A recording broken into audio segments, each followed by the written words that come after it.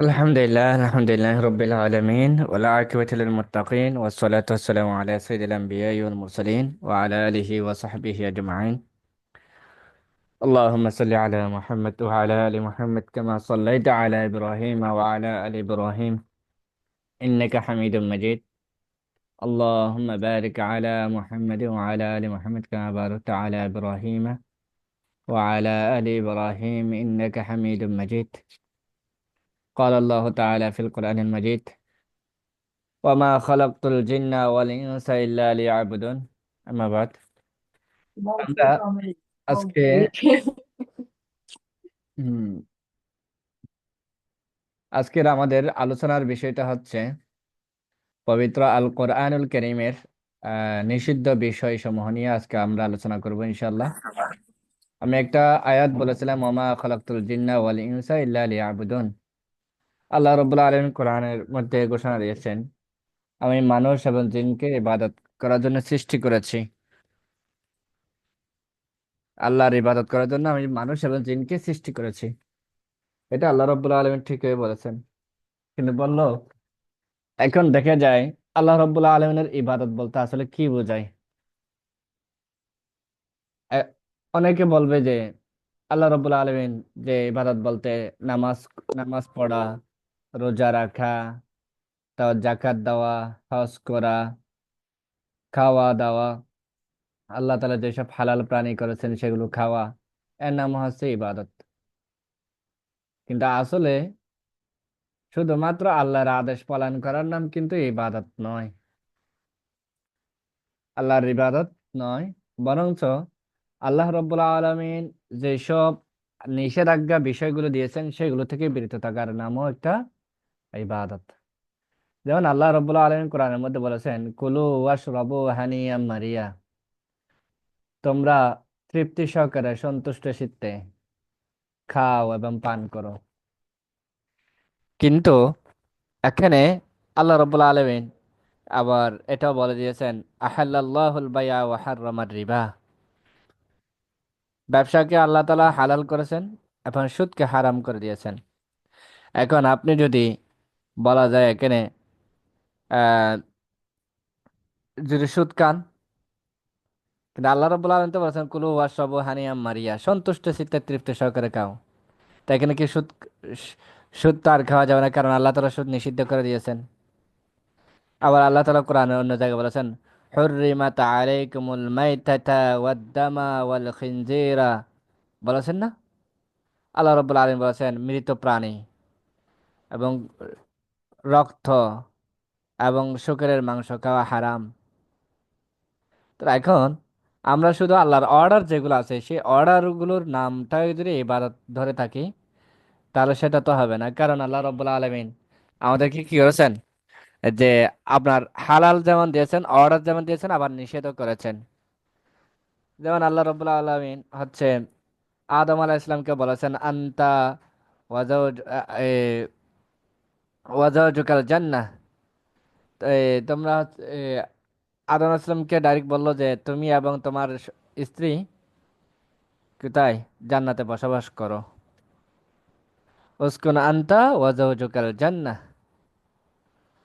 তো আল্লাহ রাব্বুল আলামিন অর্ডার দিয়েছেন বসবাস করার জন্য, হ্যাঁ। কিন্তু আবার এটাও অর্ডার দিয়েছেন সাবধান, লা তাকরাবা হাযিহি শাজারাতা ফাতাকুনা মিনাজ জালিমিন, তবে সাবধান যে কোথায় যাইও না, এই গাছের নিকটবর্তী যাইও না, গাছের কাছে যাইও না, যদি যাও তাহলে জালিমদের অন্তর্ভুক্ত হয়ে যাবে। এরপর আসি, আল্লাহ রাব্বুল আলামিন কোরআনের মধ্যে বলেছেন, ফানকিহু মা তাবা লাকুম মিনান নিসা, তোমরা মহিলাদের মধ্যে থেকে যাদেরকে তোমাদের পছন্দ হয় তোমরা তাকে বিয়ে করো। আবার অন্য আয়াতে আল্লাহ রাব্বুল আলামিন বলেছেন, লা তানকিহুল মুশরিকাত, তোমরা মুশরিক নারীদেরকে বিয়ে করো না। তাহলে কি বুঝলাম আমরা, যে আল্লাহ রাব্বুল আলামিন খাওয়ার কথা বলেছেন, আবার না খাইতেও বলেছেন কিছু বিষয়, তারপর বিয়ে করতে বলেছেন, আবার বলছেন যে মুশরিক নারীদেরকে বিয়ে না করতে, তাই না? এভাবে ধাপে ধাপে কিন্তু আল্লাহ রাব্বুল আলামিন অনেক অনেক বিষয়গুলো নিষেধাজ্ঞা করে দিয়েছেন।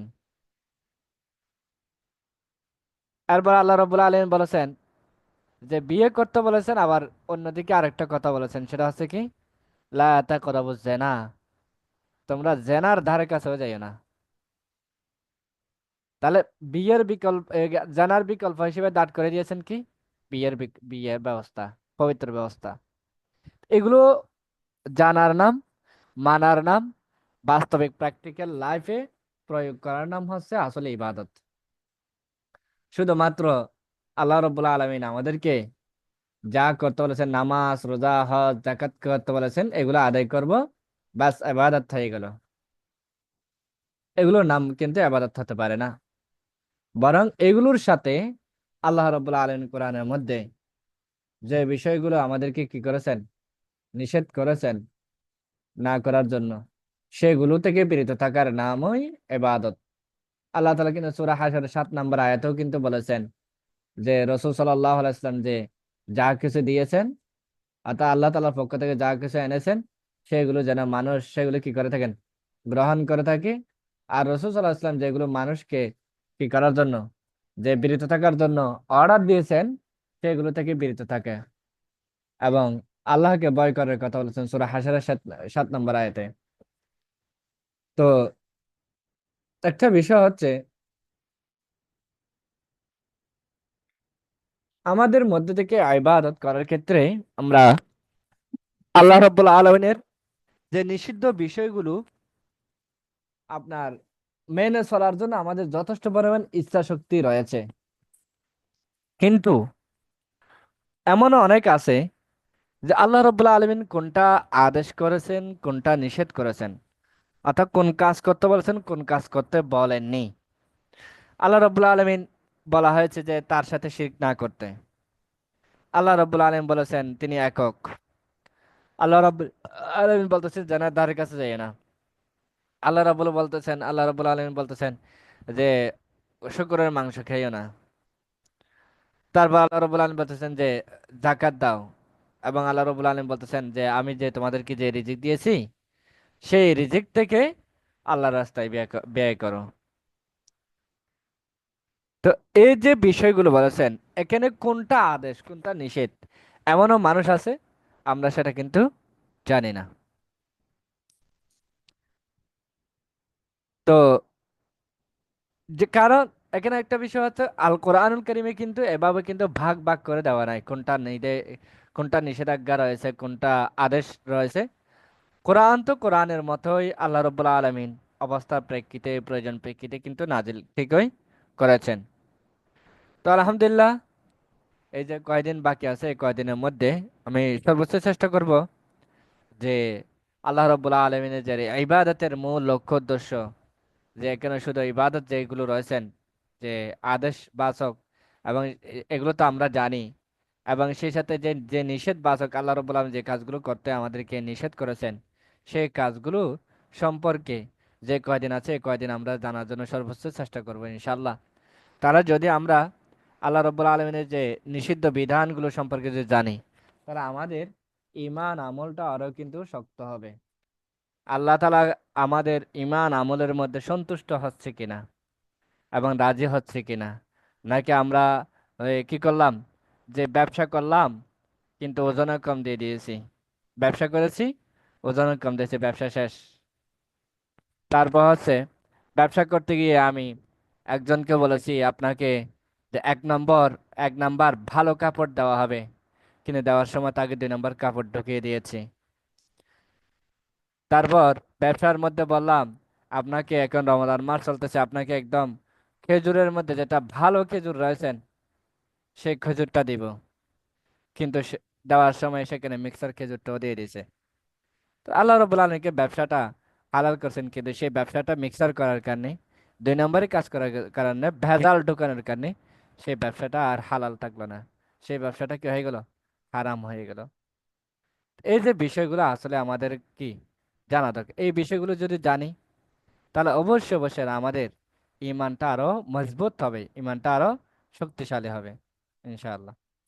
তাহলে আসি আমাদের আজকের আলোচ্য বিষয়টা, যেটা আমরা শুরু করব সেটা হচ্ছে 10টি বিষয় সম্পর্কে আমরা একটু আজকে জানবো ইনশাল্লাহ। আল্লাহ রাব্বুল আলামিন কোরআনুল কারীমে সমকামিতাকে কি করেছেন? হারাম ঘোষণা করে দিয়েছেন। সমকামিতা করা যাবে না। 2 নম্বর, আপনার সালাত আদায়ের সময় অপরিষ্কার পোশাক পরিচ্ছদ পরিধান করা যাবে না। 3 নম্বর হচ্ছে আল্লাহর রহমত থেকে নিরাশ না হওয়া। নিরাশ হওয়া, আল্লাহর রহমত থেকে নিরাশ হওয়াটা, এটা করা যাবে না। এরপর পাপ কাজ করা, এটা যাবে না, নিষিদ্ধ। নিষিদ্ধ বিষয়ের মধ্যে দারিদ্রতার ভয়ে সন্তান হত্যা করা, কারো পিছনে না লাগা, মানে আপনার কারো পিছনে লেগে থাকা, এটা না লাগার অর্থে আর কি। তা নিরর্থক এবং বেহুদা কাজ করা, অনুমতিবিহীন অন্যের ঘরে প্রবেশ করা, এগুলো করা যাবে না। কারো পিছনে লাগা যাবে না। তার পাশে দুনিয়ায় অহংকারী হয়ে চলাফেরা করা যাবে না। এরপর দুনিয়া এবং আখিরাতের মধ্যকার ভারসাম্যহীনতা রক্ষা করা ভারসাম্যহীনতা থাকা যাবে না। অর্থাৎ দুনিয়া আখিরাত, দুনিয়াও লাগবে আখিরাতও লাগবে।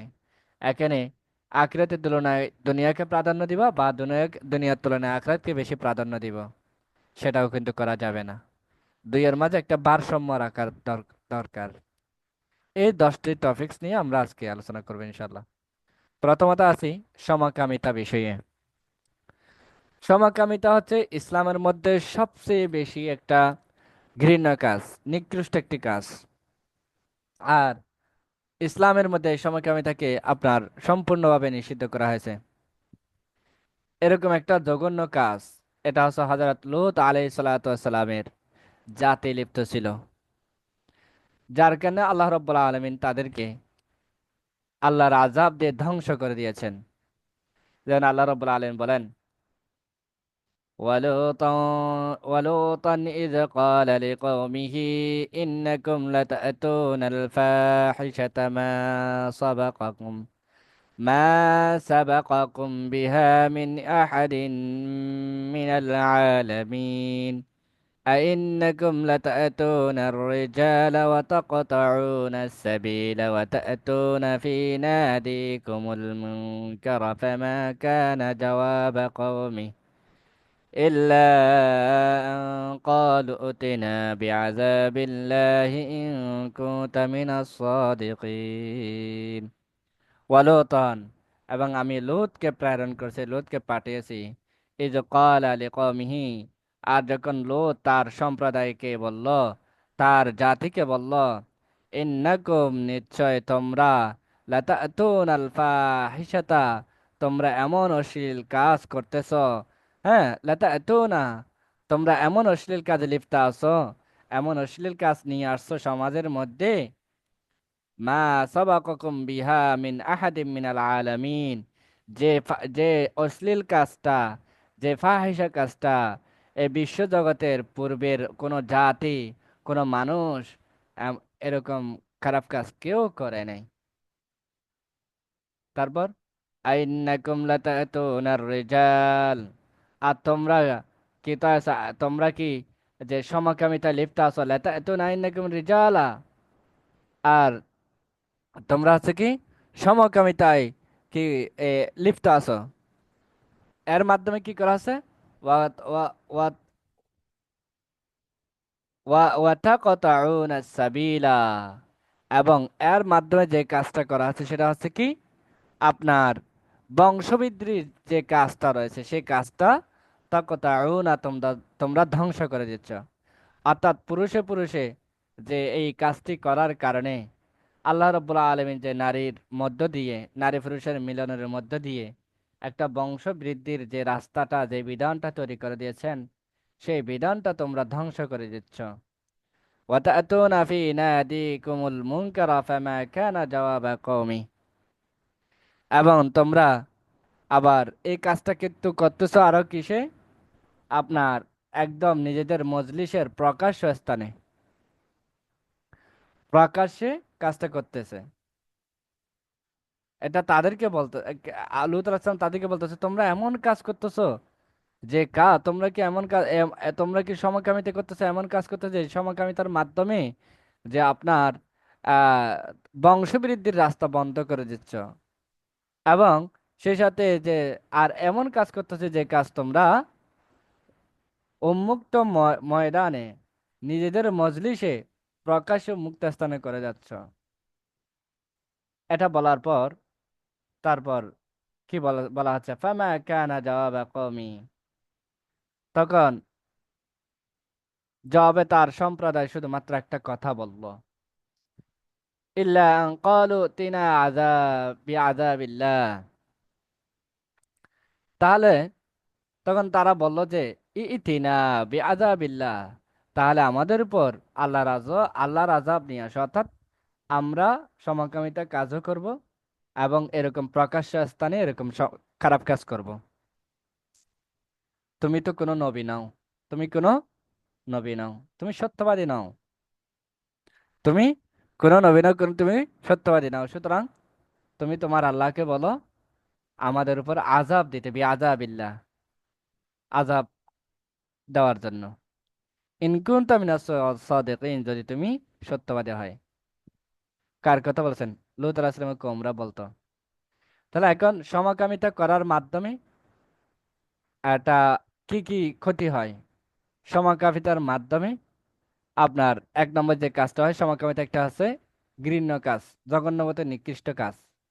সমকামিতা করার মাধ্যমে আপনার হচ্ছে বংশবৃদ্ধির যে ধারা, সে যে আল্লাহ রাব্বুল আলামিন যে বিধানটা দিয়েছেন সেই বিধানটা ধ্বংস হয়ে যায়, এবং বংশবৃদ্ধি না হলে সমাজের অস্তিত্বও থাকবে না। আল্লাহ রাব্বুল আলামিন বংশবৃদ্ধির ক্ষেত্রে পুরুষের সহযোগিতায় মেয়েদেরকে দিয়েছেন, নারীদেরকে দিয়েছেন। তাহলে এই কাজটা যদি পুরুষে যদি সমকামিতায় লিপ্ত হয়, মেয়েরা মেয়েদের সাথে যদি সমকামিতায় যদি লিপ্ত হয়, তাহলে পৃথিবীতে জাতি আর থাকবে না। কারণ আল্লাহ রাব্বুল আলামিন কিন্তু এখানে দুইজনকে দুই সাইডে রেখেছেন। এরপর আর এটা করলে সমাজের মধ্যে বিশৃঙ্খলা হবে, যেটা সমাজ একটা বিশৃঙ্খলার মধ্যে থাকবে, পরিবেশ সুস্থ থাকবে না এই সমকামিতার মাধ্যমে। আফসোস, আমাদের বাংলাদেশেও এবং বিভিন্ন বহির্বিশ্বেও কিন্তু এই সমকামিতা বৈধতা দেওয়ার জন্য অনেকে কিন্তু উঠে পড়ে লাগছে। যে ব্যাপারে আল্লাহ রাব্বুল আলামিন এই সমকামিতার কারণে একটা জাতিকে পর্যন্ত উল্টে দিয়েছেন, আযাব দিয়েছেন গজব দিয়ে। সেই সমকামিতাকে আমাদের বৈধতা দেওয়ার ব্যাপারে অনেকে উঠে পড়ে লাগছে। আল্লাহ তাআলা তাদেরকে হেদায়েত দান করুক, আমিন ইয়া রাব্বুল আলামিন। এখন আসি, ইব্রাহিম আলাইহিস সালামের জমানায় লূত আলাইহিস সালাতু ওয়াস সালাম আল্লাহ তাআলার দ্বীন প্রচারের কাজে আত্মনিয়োগ ছিলেন। কার আমলে? হযরত ইব্রাহিম আলাইহিস সালাতু ওয়াস সালামের আমলে। তখন লূত আলাইহিস সালাতু ওয়াস সালাম তার জাতির উদ্দেশ্যে এই সমকামিতা নামক ঘৃণ্য কাজকে বন্ধ করার জন্য তিনি বারবার আহ্বান জানিয়েছিলেন। কিন্তু এই তার জাতিরা এই সমকামিতা বন্ধ না করে উল্টো, এবং এই জাতিরা লূত আসলামের যে দাওয়াত দিয়েছিল সেই দাওয়াতটা গ্রহণ না করে উল্টো লূত আলাহ ইসলামকে হত্যা করার হুমকি দেয় এবং লূত আলাহ ইসলামকে দেশ থেকে বের করে দেন। লূত আলাহ ইসলামের আহ্বানে তারা সাড়া দেয়নি। এখন এই কাজটি করা, এটা এমন একটি নিকৃষ্ট কাজ, সমকামিতা এমন একটি নিকৃষ্ট কাজ, এটা পশু পাখি পর্যন্ত করে না। এই সমকামিতার বিষয়টা পশু পাখিদের মধ্যে পর্যন্ত এরকম নিকৃষ্ট কাজ এটা দেখা যাবে না। কিন্তু এই কথাটা বারবার বারবার লূত আলাইহিস সালাম তাদেরকে বোঝানোর চেষ্টা করলো, কিন্তু তারা কিন্তু ফিরে আসে নাই। তাহলে এই সমকামিতা কাজ করলে বেশ কয়েকটা খারাপ দিক দেখা যায়। এক নাম্বার হচ্ছে নারীর প্রতি পুরুষের আকর্ষণ কমে যায়। সমকামিতা যদি করলে তাহলে নারীর প্রতি পুরুষের যে আকর্ষণ সেটা কমে যাবে। দুই নাম্বার, নারী এবং পুরুষের যে স্বাভাবিক সম্পর্কের মাধ্যমে আল্লাহ রাব্বুল আলামিন যে বংশবিস্তার যে বিধানটা দিয়েছেন সেটা ধ্বংস হয়ে যাবে, সেটা ক্ষতিগ্রস্ত হয়ে যাবে। দুই নাম্বার। তিন নাম্বার হচ্ছে কি, বংশ বিস্তার না হলে একটা জাতি বিলুপ্ত হয়ে যাবে। তাহলে দেখেন এই সমকামিতা কত নিকৃষ্ট হতে পারে। আর তাছাড়া এই সমকামিতা জিনিসটা লূত আলাইহিস সালামের কওমরা কিন্তু সমাজের মধ্যে একদম প্রকাশ্যভাবে উন্মুক্ত মাঠে সবার সামনে এই কাজটি তারা করত। তারা এমন নিকৃষ্ট জাতি ছিল, এই ধরনের নিকৃষ্ট কাজটা একটু গোপনে করারও জন্য তারা মনোনিবেশ করেনি। তারা এটা একদম গোপনে করেনি, ডাইরেক্ট উন্মুক্ত মাঠের মধ্যে করেছেন। তারা এমন নিকৃষ্ট জাতি ছিল। এরকম প্রকাশ্য স্থানে তারা এরকম নিকৃষ্ট কাজ করতে গিয়ে তাদের ভিতরে হায়া, লজ্জা বলতে টোটালি তাদের কাছে ছিল না। এমনকি তারা এই সমকামিতাকে বিনোদন এবং এই সমকামিতাকে তারা নিজেরা নিজেদের মধ্যে গর্বের বিষয় মনে করত, এই লূত আলাইহিস সালামের জাতিরা। তো এবং পরবর্তী থেকে যায় লূত আলাইহিস সালামের কথা তারা অমান্য করতে করতে, বরং তারা লূত আলাইহিস সালাম যখন বারবার দিনে দাওয়াত দিচ্ছিল, তখন তারা লূত আলাইহিস সালামকে ঠাট্টা বিদ্রুপ করে বলতেছেন, ইতিনা বিআযাবিল্লাহ ইন কুনতা মিনাস সাদিকিন, যদি তুমি সত্যবাদী হও তাহলে তো আমাদের উপর আল্লাহর আযাব নিয়ে আসো, আল্লাহর উপর আযাব নিয়ে আসো। অর্থাৎ তারা একথা বলতে চাইছিল মূলত হচ্ছে কি, যে তুমি যা আমাদেরকে বলতেছো এগুলো হচ্ছে ভুয়া কথা, এগুলো কোনো কাজে না, এগুলো সব অনর্থক কথা, আর তুমি আল্লাহর নবী নও। সুতরাং আমাদের যে কাজ রয়েছে সে কাজে আমাদেরকে প্রতিবন্ধকতা সৃষ্টি করিও না। যার কারণে আল্লাহ তাআলা একেবারে অসহ্য হয়ে সীমার আকাশ, আল্লাহ তাআলা ইন্নাল্লাহা লা ইউহিব্বুল মুআতাদিন, আল্লাহ তাআলা কিন্তু সীমা লঙ্ঘনকারী যারা আছে তাদেরকে কখনো কিন্তু ভালোবাসেন না, কখনো কি করে না, ভালোবাসেন না। তো এই আয়াত থেকে আমরা কি কি শিক্ষা নিতে পারি? এই আয়াত থেকে আমরা কি কি শিক্ষা পাই? এক নম্বর হচ্ছে, নবী রাসূলদের কাজ হচ্ছে আল্লাহর দেওয়া দিন, আল্লাহর দেওয়া দিনের দাওয়াতটা মানুষের কাছে পৌঁছিয়ে দেওয়া, এমনটা নয়। আল্লাহ তাআলা তার নবীকে পাঠিয়েছেন দিনের দাওয়াত দিবেন, জাস্ট এতটুকু তার দায়িত্ব হয় না, বরং দায়িত্ব তো এটা দিনের দাওয়াত দেওয়া আছে, সেই সাথে সমাজে প্রচলিত অন্যায় অপকর্মের বিরুদ্ধে সংগ্রাম করে সমাজকে সংশোধন করার দায়িত্ব নবীদের রয়েছেন। এটা হলো এক নম্বর শিক্ষা। যেমন লূত আলাইহিস সালাম করেছেন। লূত আলাইহিস সালাম তার জাতিকে দ্বীনের দাওয়াত দিয়েছেন এবং সমকামিতা নামক ঘৃণ্য কাজ থেকে বিরত থেকে সমাজকে সংশোধন করার জন্য আপ্রাণ চেষ্টা চালিয়ে গেছেন। দুই নম্বর শিক্ষা যেটা আমরা পাই, সমাজের মধ্যে যে কোনো জিনিস, যে কোনো অপকর্ম, যে কোনো খারাপ কাজ প্রচলিত হয়ে গেলে তার মানে এই না যে এখানে কোরআনের বিধান, কোরআনের যে আদেশ নিষেধ যেগুলো আছে সেগুলো কাজ করবে না, বিষয়টা এমন না। বরং সমাজ কি কি যে কোনো একটা কাজকে স্বীকৃতি দিক, সমকামিতাকে স্বীকৃতি দিক, সেটা আমার বিষয় নয়। সমাজ দলিল না, দলিল হচ্ছে কি আল্লাহর কোরআন। আল্লাহর কোরআন কি বলে আমাদেরকে সেটাই কিন্তু কি দিতে হবে, প্রাধান্য দিতে হবে। এটা একটা মেসেজ। তিন নম্বর মেসেজ কি, নবী রাসূলগণ মানুষকে স্বাভাবিকভাবে এবং সঠিক উপায়ে নিজেদের যৌন কামনা বাসনা চরিতার্থ করার আহ্বান কিন্তু জানিয়েছেন। অর্থাৎ সমকামিতা বিষয়টাকে অ্যাভয়েড করে আল্লাহর যে হালাল বিধান যেটা দিয়েছেন বিবাহের মাধ্যমে নারী পুরুষের যে বিবাহ বন্ধন, সেগুলোর দিকে নবী রাসূলুল্লাহ আহ্বান করেছেন। এবং আল্লাহর বিধান, আল্লাহর আদেশ নিষেধ, এভাবে নবী রাসূলগণ কিন্তু কি করেছেন, আহ্বান জানিয়েছেন। সেই সঙ্গে তারা জেনা, বেবিচার, তারপর হচ্ছে কি আপনার সমকামিতার বিরুদ্ধে তারা কিন্তু কি করেছেন, সংগ্রাম করেছেন। সুতরাং আমরা যেহেতু নবী তাদের উম্মত, আমাদেরকেও এটা কি করতে হবে, আপনার হচ্ছে এটার বিরুদ্ধে সংগ্রাম করতে হবে। 4 নম্বর যে কাজ হচ্ছে, যখন যে কোনো একটা খারাপ কাজ প্রকাশ্য যখন করা না হয়, গোপনে করা হয়, এবং সমাজের বেশিরভাগ মানুষ সে গোপন পাপে যে জড়িয়ে না পড়ে, তাহলে সেই কাজের জন্য শুধুমাত্র সেই ব্যক্তি দায়ী থাকবে। গোটা সমাজ নয়। অর্থাৎ অপকর্মের দায় ব্যক্তি নিবে, সমাজ নেবে না। কিন্তু যে অপকর্মটা যদি সমাজে স্বীকৃত হয়ে থাকে, যেমন মিডল ইস্টে, ইউরোপ কান্ট্রিতে সমকামিতাকে বৈধতা দিয়েছেন। সুতরাং এই জন্য এই সমকামিতার বৈধ দেওয়ার ক্ষেত্রে আমাদের বাংলাদেশেও ট্রান্সজেন্ডার, এটা আর কি কি আছে না, এগুলোকে যে বৈধতা দেওয়ার ব্যাপারে যেভাবে উঠে পড়ে লাগছে, তো এই কাজগুলোর জন্য অবশ্যই অবশ্যই সমাজকে দায়ী করা যাবে। এক্ষেত্রে এই আপনার এই পুরো সমাজের বিরুদ্ধে, ব্যক্তির বিরুদ্ধে আল্লাহর দাওয়া, আল্লাহর যে দ্বীনের দাওয়াত, আল্লাহর যে আদেশ, সে আদেশ এর বিরুদ্ধে সংগ্রাম করা প্রত্যেক ইমানি, প্রত্যেক মুত্তাকি বান্দাদের উপর জন্য আবশ্যক।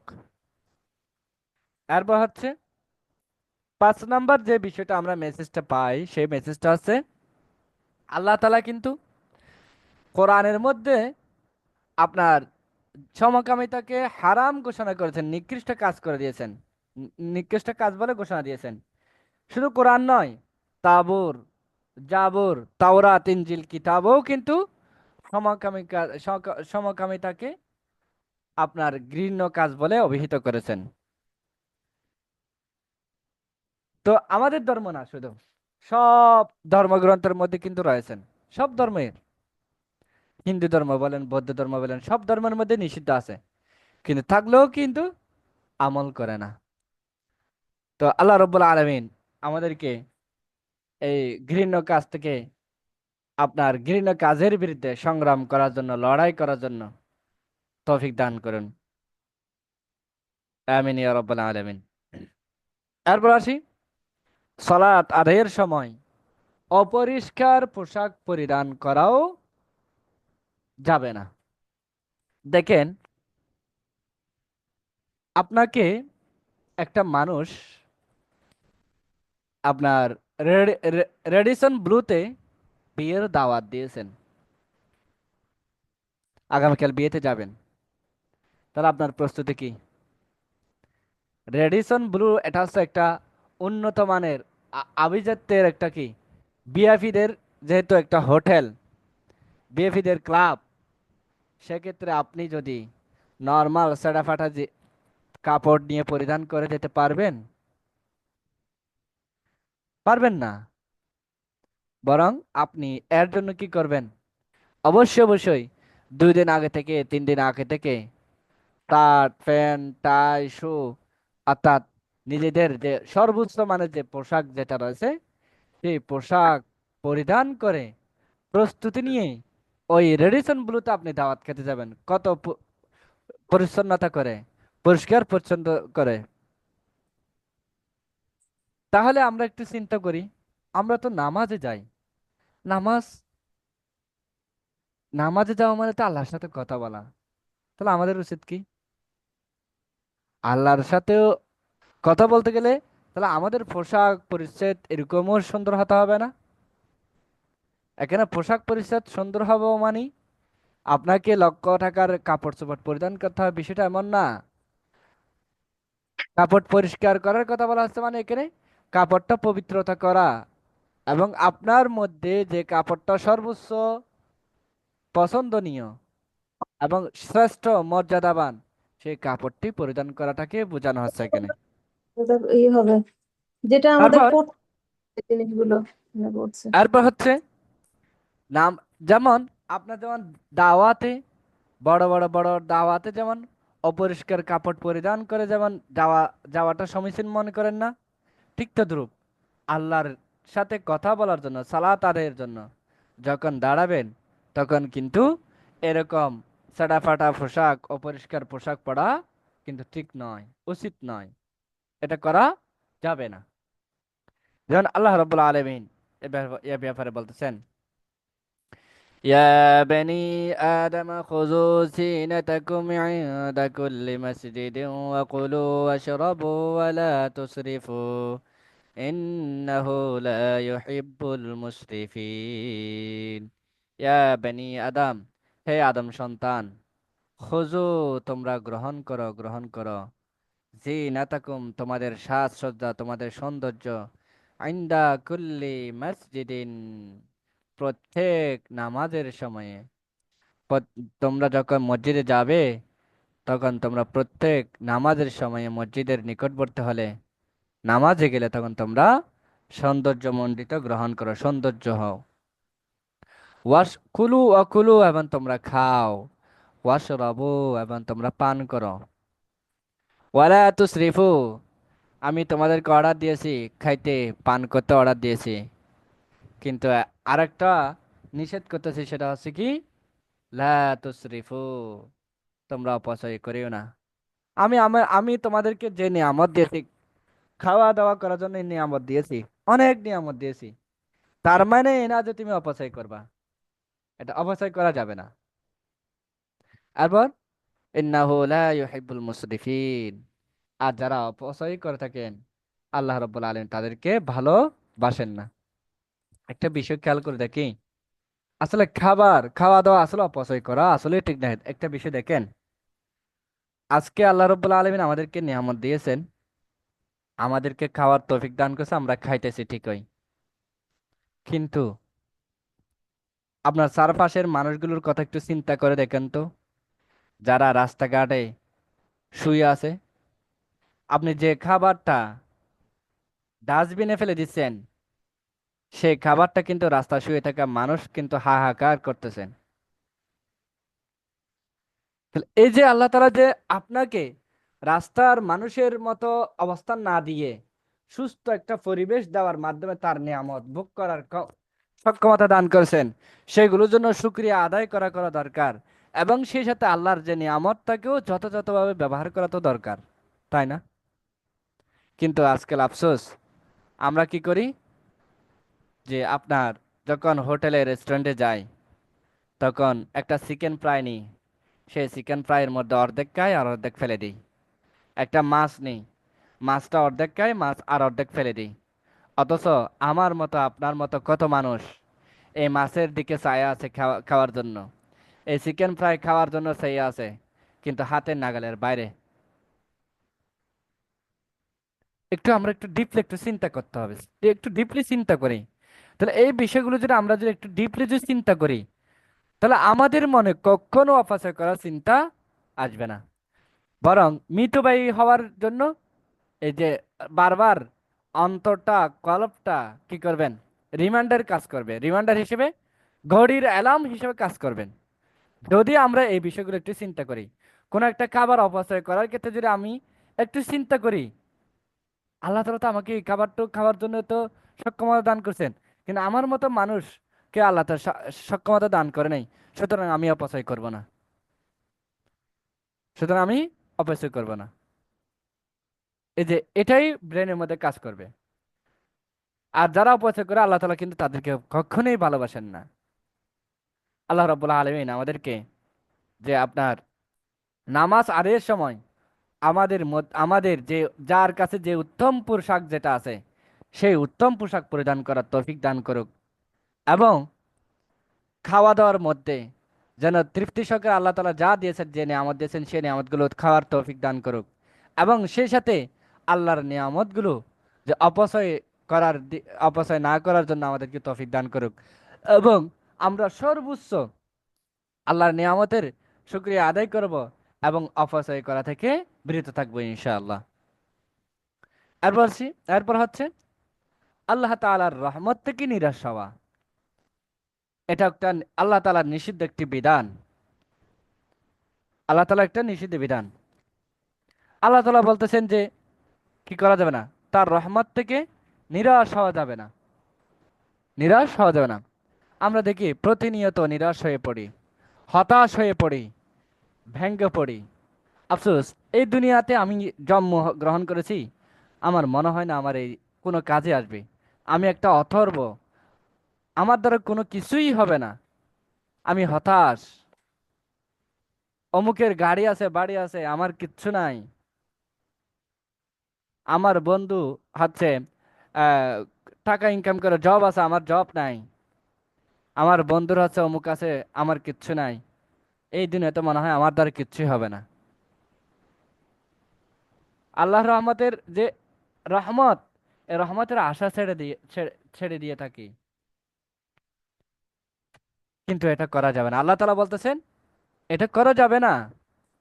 আল্লাহ রাব্বুল আলামিন কখনো মানুষকে তার যে নিয়ামত দেওয়ার মাধ্যমে পরীক্ষা করে থাকেন, আবার কখনো আপনার হচ্ছে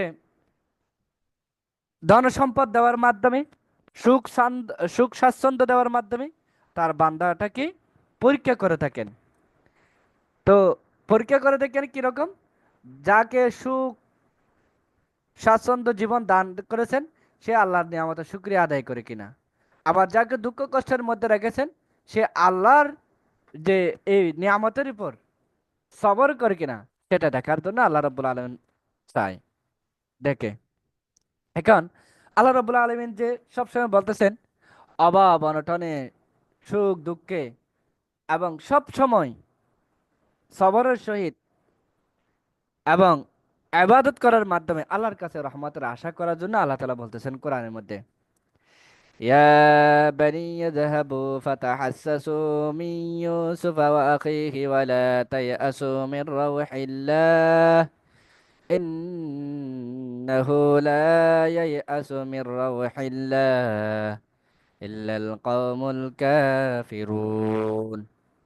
ইয়া বানিয়া, হে আমার সন্তানগণ, ইযাহাবু, তোমরা যাও, তোমরা যাও, ফাতাহাসসাসু মিন ইউসুফা ওয়া আখি, এবং তোমরা অনুসন্ধান করো, ফাতাহাসসাসু, তোমরা তালাশ করো, ইউসুফকে এবং তার ভাইকে, তার ভাই বিনিয়ামিনকে তোমরা অনুসন্ধান করো। ওয়ালা তাইআসু মিন রাউহিল্লাহ, এবং তোমরা আল্লাহর তাআলার রহমত থেকে নিরাশ হইও না। ইন্নাহু লা ইয়াইআসু মির রাউহিল্লাহ ইল্লাল কওমুল কাফিরুন, আর আল্লাহর রহমত থেকে তারাই কি হয়, নিরাশ হয়, যারা কাফের। কাফের সম্প্রদায় ব্যতীত অন্য কেউ কিন্তু আল্লাহর রহমত থেকে নিরাশ হয় না। এটা কার কথা? ইয়াকুব আলাইহিস সালামের কথা। ইয়াকুব আলাইহিস সালাম এর 12 জন সন্তান ছিল। সেই 12 জন সন্তানের মধ্যে ইয়াকুব আলাইহিস সালামের 2 জন স্ত্রী ছিল। প্রথম স্ত্রীর ঘরে 10 জন সন্তান ছিল। দ্বিতীয় স্ত্রীর ঘরে ছিল আপনার 2 জন। এক হলো ইউসুফ আলাইহিস সালাম, আর একটা হচ্ছে বিনিয়ামিন। এখন ইয়াকুব আলাইহিস সালামের ভাইরা তো ইউসুফ আলাইহিস সালামের ভাইরা তো ইউসুফ আলাইহিস সালামকে গর্তের মধ্যে ফেলে দিয়েছেন। সেখানে ইউসুফ আলাইহিস সালাম, অনেক কাহিনী, এটা লম্বা কাহিনী। পরবর্তীতে মিশরে, তারপর ইউসুফ আলাইহিস সালামের ভাইরা যখন দুর্ভিক্ষের সময় খাদ্যের জন্য যখন গেলেন, তখন যাওয়ার মুহূর্তে সেখানে আবার তার ভাইকেও আটকে রাখানো হলো। তখন যে ইউসুফ আলাইহিস সালামের ভাইরা যখন বাবার কাছে ইয়াকুব আলাইহিস সালামের কাছে আসলেন, ঘটনাগুলো যখন বললেন, তখন ইয়াকুব আলাইহিস সালাম বলতেছেন, হে আমার সন্তানরা, তোমরা বসে থাকি না, তোমরা আল্লাহর রহমতের থেকে তোমরা নিরাশ হইও না। আর শুধুমাত্র যারা কাফের আছে তারাই কিন্তু নিরাশ হয়। তোমরা একটা কাজ করো, এখনই যাও, তোমরা কি করো, আল্লাহর রহমতের তালাশ করো, এবং ইউসুফ এবং তার ভাইকে একটু তালাশ করো। আল্লাহ অবশ্য অবশ্যই এর মধ্যে কি দিবেন, কোনো কল্যাণ রেখেছেন। তো আল্লাহ রব্বুল আলামিন হচ্ছেন আপনার আর রহমান, এবং তিনি হচ্ছেন রহিম। তো আমরা যেন, কেউ যেন আল্লাহ তাআলার রহমত থেকে যেন আমরা নিরাশ না হয়, সর্বদা আল্লাহ তাআলার বান্দা হিসেবে মহান আল্লাহ তাআলার কি করব, রহমতের আশা করব। তো এই আশাটা শুধু এমনি এমনি আশা করব, বিষয়টা এমন নয়, বরং তাকে সলাতের মাধ্যমে, কোরবানির মাধ্যমে, জীবন মরণ উৎসর্গের মাধ্যমে আমাদেরকে কি করতে হবে, আল্লাহ রাব্বুল আলামিনের রহমতের আশা করতে হবে। আল্লাহ তাআলা কোরআনের মধ্যে বলতেছেন, قل يا عبادي الذين أسرفوا على أنفسهم لا تقنطوا من رحمة الله إن الله يغفر الذنوب جميعا إنه هو الغفور الرحيم قل, বলুন, ইয়া ইবাদি, হে আমার বান্দারা, আল্লাযীনা আসরাফু, যারা কি করে থাকেন, আসরাফু আলা আনফুসিহিম, যারা নিজেদের উপর জুলুম করেছো, লা তাকনাতু মির রাহমাতিল্লাহ, তোমরা আল্লাহ তাআলার রহমত থেকে নিরাশ হইও না। অর্থাৎ এখানে বলা আছেন, হে হে আমার বান্দারা, তোমরা যারা নিজেদের জুলুম, অর্থাৎ আমি তোমাদেরকে নামাজের কথা বলেছি, তোমরা নামাজ পড়ো নাই। আমি তোমাদেরকে যে হালাল খাদ্য খাওয়ার জন্য অর্ডার দিয়েছি, তোমরা সেটা করো নাই। আমি তোমাদেরকে আমার পথে চলার জন্য কি করেছি, তাগিদ দিয়েছি, তোমরা সেটা অমান্য করেছো, নিজেদের উপর জুলুম করেছো। এরপরেও কিন্তু আল্লাহ বলতেছেন, লা তাকনাতু মির রাহমাতিল্লাহ, আল্লাহ রহমত থেকে নিরাশ হয় না। দেখেন, একটু একটু খেয়াল করে দেখে আল্লাহ তাআলা কত রহমান রহিম। দেখেন, আমরা যারা চাকরি করি, এই চাকরির মধ্যে যদি একদিন দুই দিন যদি না যায় বা লেট করে যায়, তখন বলবে কি, যিনি মালিক আছে তিনি বলবেন, সাহেব আপনি আগামীকাল থেকে অফিসে আর আসবেন না, আপনার সার্ভিসের আমার কোনো প্রয়োজন নাই, বলে দিবে না? সাথে সাথে চাকরি নট করে দিবে। কিন্তু আল্লাহ রাব্বুল আলামিন বলতেছেন, নিয়ামত তো দিয়েছেন, দিয়েছেন নিয়ামত তো বান্দা কি করে নাই, ভোগ করেছেন, কিন্তু তার ইবাদত বন্দেগী করে নাই। এরপরেও আল্লাহ বলতেছেন, তোমরা আমার রহমত থেকে নিরাশ হইও না, নিরাশ হইও না। আবারও বলতেছে, আল্লাহ তাআলা আরো মেসেজ দিচ্ছেন, ইন্নাল্লাহ ইয়াগফিরুয যুনুবা জামিআ, নিশ্চয় আল্লাহ রাব্বুল আলামিন সমস্ত গুনাহ ক্ষমা করে দেন। সমস্ত গুনাহ কি করে দেন? ক্ষমা করে দেন। ইন্নাহু হুয়াল গফুরুর রাহিম, নিশ্চয় আল্লাহ রাব্বুল আলামিন হচ্ছে ক্ষমাশীল, দয়ালু। তাহলে আসি, আমরা নিজেদের যে অভাব অনটনের সুখ দুঃখে সবসময় আল্লাহর ইবাদত বন্দেগী করব, সবরের মাধ্যমে এগুলো মোকাবিলা করব ইনশাল্লাহ। কখনো মানসিকভাবে ভেঙে পড়বো না, আল্লাহর রহমত থেকে নিরাশ হব না। সর্বাবস্থা আল্লাহর উপর তাওয়াক্কুল করব, এবং এই বর্তমান যে অবস্থা আছি সে অবস্থার জন্য আল্লাহ তাআলার কাছে রহমতের আশা করব, এবং শুকরিয়া আদায়ে সবসময় আলহামদুলিল্লাহ বলবো ইনশাআল্লাহ। এরপর আসি, পাপ কাজ করা। এটাও একটা, আল্লাহ রাব্বুল আলামিন কোরআনের মধ্যে বলেছেন পাপ কাজ করা যাবে না, এটা একটা নিষিদ্ধ বিষয়। এখন দেখেন, বলা হচ্ছে যে যে ব্যক্তি যে পাপ কাজ করবে, যে নিজের কাজ করবে, সে নিজের কর্মফল সে নিজে ভোগ করবে। আমাদের সমাজের মধ্যে দেখা যায় যে অনেক সময় থানার মধ্যে দেখা যায়, থানার পুলিশরা কি করে, অপরাধ করেছে ছেলে, কিন্তু নিয়ে যায় তার বাবাকে, অর্থাৎ তার ওয়াইফকে। তারপর দেখা যায় অনেক এনজিও সংস্থা যারা ঋণ নিয়ে থাকে, কি করে, গড়ের যে যিনি ঋণ নিয়েছেন তাকে না পালে গড়ের মানুষ যাকে পায় তাকে নিয়ে যায়, অথবা তার গরু ছাগল ইত্যাদি এগুলো নিয়ে যায়। কিন্তু আল্লাহ রাব্বুল আলামিন বলতেছেন, এটা করা বড় জুলুম, এটা করা যাবে না। কারণ যে পাপ কাজ করেছে তার কর্মফল সে নিজেই ভোগ করবে। এর জন্য ব্যক্তির দায় তার মা বাবার উপর কখনো যাবে না, পরিবারের উপর, সমাজের উপর যাবে না। ব্যক্তি যে পাপ কাজ করেছে সেটার কর্মফল সে নিজেই ভোগ করবে।